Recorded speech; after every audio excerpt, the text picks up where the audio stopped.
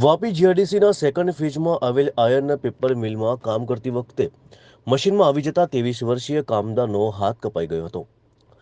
આ ઘટના 10 જાન્યુઆરીએ ઘટના બની હતી, જે અંગે વાપી જીઆઈડીસી પોલીસે તપાસ હાથ ધરી છે। ઘટનામાં ઈએસઆઈસીની સવલતો લઈને પણ ઇજાગ્રસ્ત કર્મચારીના પરિવારે મુસીબતોનો સામનો કરવો પડ્યો હતો, એવી હૈયાફાત રુદન પરિવારે ઠાલવી હતી। આ ઘટના વિશે વાત કરીએ તો વાપીના મોટી સુલપડમાં રહેતા વિકી કુમાર વાપીની આયર્ન પેપર મિલમાં નોકરી કરતો હતો, જે ગત 10 જાન્યુઆરીએ રાબેતા મુજબ કંપનીમાં નોકરી પર ગયો હતો।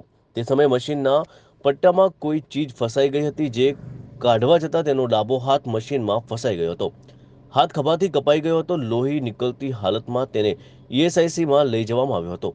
ત્યાંથી તેને ખાનગી હોસ્પિટલમાં મોકલવામાં આવ્યો હતો।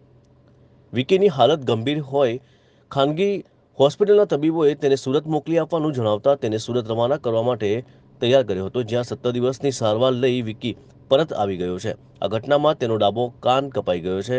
છાતીની પાંસળીઓમાં ફ્રેક્ચર છે। આ કેસની સુરત પોલીસે 0 નંબરથી નોંધ કરી વાપી જીઆઈડીસી પોલીસ સ્ટેશનમાં રિફર કરતા ઘટના પ્રકાશમાં આવી હતી।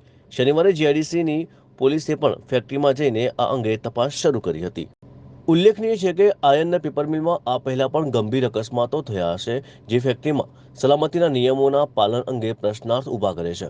આ ઘટનામાં પણ કર્મચારીના પરિવારે આક્ષેપો કર્યા છે કે લગભગ 6 કલાક સુધી સારવાર થઈ શકી ન હતી।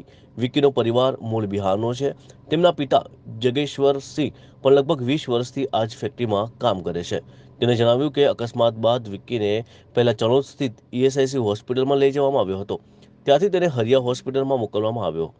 હરિયા હોસ્પિટલના તબીબોએ દર્દીને બીજી ક્યાંક લઈ જવા જણાવ્યું હતું, જે બાદ ફરી એકવાર તેને ઈએસઆઈસી હોસ્પિટલમાં લઈ જવો પડ્યો। ત્યાંથી તેમને સુરતની હોસ્પિટલના કાગળો આપવામાં આવ્યા હતા। બાદ તેને સુરત લઈ જવામાં આવ્યો હતો। જ્યારે તેને ઈએસઆઈસી એમ્બ્યુલન્સમાં હોસ્પિટલ લઈ જવામાં આવી રહ્યો હતો, ત્યારે રસ્તામાં એમ્બ્યુલન્સ ડ્રાઈવરે તેને પૂછ્યું કે તેને સુરત સુધીનો પેટ્રોલનો ખર્ચ કોણ ચૂકવશે, જે અંગે કર્મચારીના પરિવારે અસમર્થતા બતાવતા એમ્બ્યુલન્સ ચાલકે બલીઠા નજીક બીજી એમ્બ્યુલન્સને બોલાવી તેમાં રવાના કર્યો હતો। આ છે સાચી હકીકત, જે કંપનીઓમાં પરપ્રાંતિયોને વેઠવી પડે છે। આ બાબતે અધિકારીઓ જાગૃત થાય અને તાત્કાલિક આવી કંપનીઓ સામે કાર્યવાही કરે તે જરૂરી બન્યું છે। नाम विक्की कुमार है।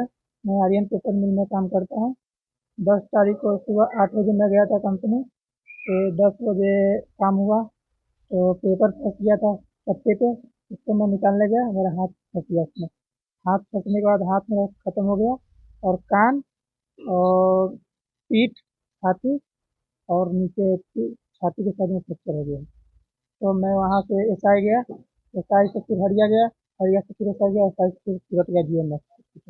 અમારી ચેનલ ગુજરાત કારોબારને સબસ્ક્રાઇબ કરો, બેલ આઇકોન દબાવી ઓલ પર ક્લિક કરો, જેથી આવનાર અમારા નવા ન્યૂઝ અપડેટ્સની નોટિફિકેશન આપ સુધી સૌથી પહેલાં પહોંચે।